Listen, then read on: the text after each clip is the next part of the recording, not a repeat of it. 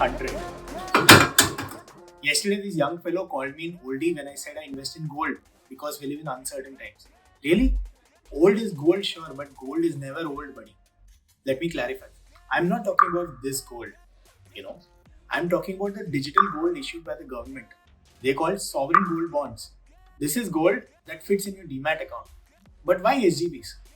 Well, along with the safety of storing this in your demat and standard gold link returns, you also get an assured interest of 2.5% and tax-free capital gains on maturity. Now, if you have taken this not so oldie seriously, you gotta hurry because this 5-day issue is the last issue of FY 22-23. Avail now and get 50 rupees discount.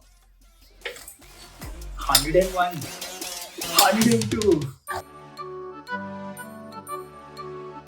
Investments in securities market are subject to market risks. Read all related documents carefully before investing.